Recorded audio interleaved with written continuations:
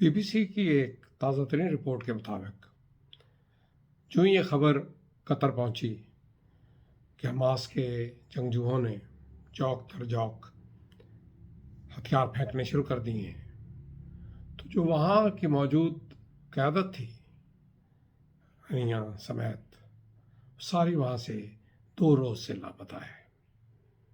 अब उनका कोई पता नहीं कि वो कहाँ है। याद रहे, हमास की ये जो क़यादत है, हालांकि पिछले 18 साल से ये हम कंट्रोल में थे ग़ज़ा के, लेकिन ये खुद ही सारे के सारे कतर में महफूज जगह पे बैठे हुए थे। महफूज भी इतनी नहीं, उन्होंने एक 5 स्टार होटल की बुकिंग करवाई हुई थी, जिसकी पेमेंट जो है वो ग़ज़ा की जो सरकारी रकम है उसमें से अदा की जाती थी। तो वहाँ पिछले तकरीबन 5 साल से वो लोग वहाँ मुकीम थे।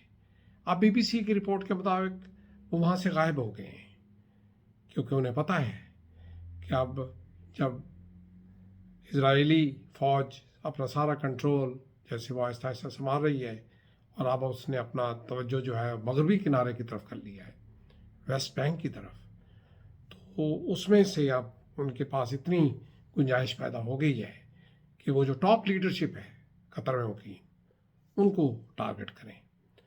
और सब जानते हैं कि दुनिया की चंद बड़ी एजेंसीज़ में से मोसाद एक बड़ी एजेंसी कहलाती है, और अब तक का रिकॉर्ड मोसाद का ये है कि जिसने भी इज़राइल के ख़िलाफ़ कोई एक्शन लिया तो कुछ अरसे तो वो बचा रहा, लेकिन वन बाय वन नामालूम तरीके से वो भी ख़त्म भी होते रहे।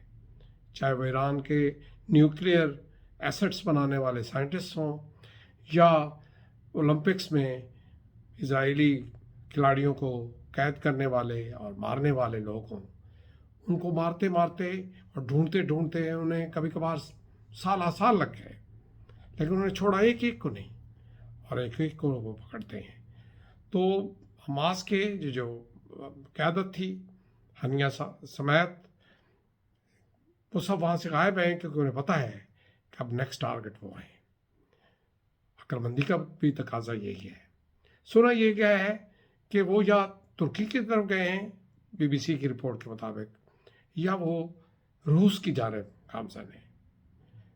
सुना है उन्होंने कोशिश की थी कि ईरान में उन्हें पनाह मिल जाए, लेकिन ईरान ने इससे माजरत की, और एक इस्लामी ममालिक मुल्क जो है, जो हाल ही में जिनकी क़यादत बरसर इक़्तिदार आई है, उनकी जानिब से भी उन्हें ऑफ़र की गई थी कि आप इधर तशरीफ़ ले आए, लेकिन सुना है उन्होंने ईरान वालों ने इनकार कर दिया, जबकि उधर उन्होंने जाना पसंद नहीं किया।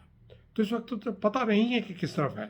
BBC की रिपोर्ट बताती है कि इस वक्त ये पता नहीं है कि वो कहाँ गायब है, लेकिन बहरहाल वो इस वक्त कतर में नहीं है। अगर कतर में नहीं है तो इसका मतलब ये है कि जो पीस टॉक्स थी वो भी सारी स्टॉल हो गई हैं। अब जंग बंदी की कोई सूरत रही ही नहीं है, क्योंकि याद रखिए अभी 200 के करीब जो यरगमाली हैं वो हमास की कैद में हैं, जो उन्होंने इस लिहाज से उन्हें पकड़ रखा था कि ये हमारे हाथ में रहेंगे तो हमला नहीं होगा और हमें मारा नहीं जाएगा।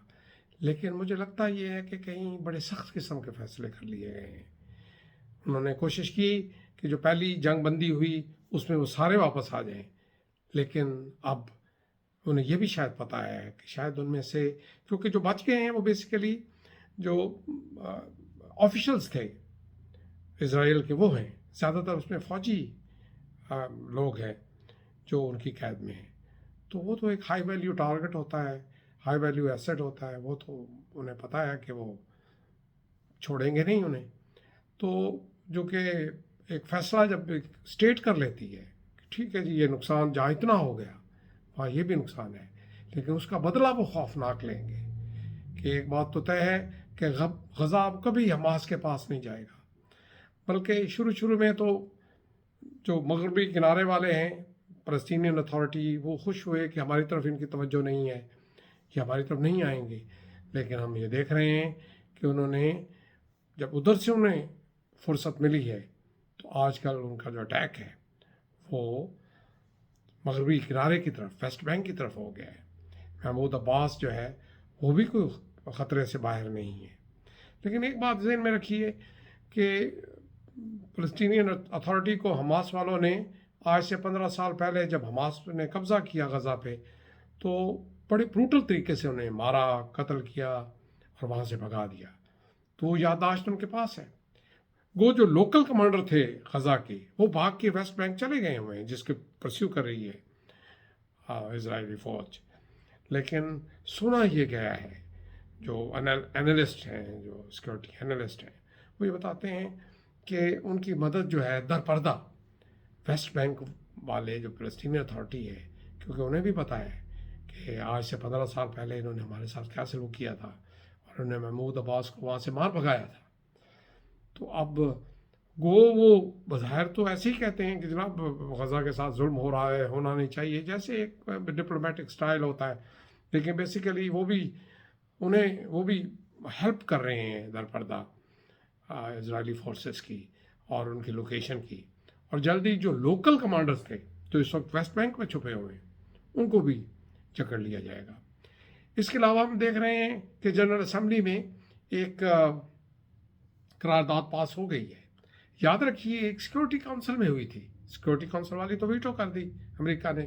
جنرل اسمبلی کی قرارداد جنگ بندی کی بھاری اکثریت سے کامیاب ہوئی ہے، لیکن اس کا فائدہ کوئی نہیں ہے، کیونکہ اس کی کوئی بائنڈنگ ویلیو نہیں ہوتی، وہ ایک رائے عامہ ہوتی ہے۔ رائے عامہ تو ہمیں پتہ ہی ہے، جو بظاہر سب لوگ یہی کہتے ہیں جنگ نہیں ہونی چاہیے، جنگ بری بات ہے، لیکن سب جانتے ہیں کہ جنگ کی ابتدا کیسے ہوئی، کیا ایسے جو ایک انکمفرٹیبل قسم کا پیس جو ایگزسٹ کر رہا تھا بٹوین حماس اینڈ اسرائیل، وہ 7 اکتوبر کو کس نے ڈسٹرب کیا۔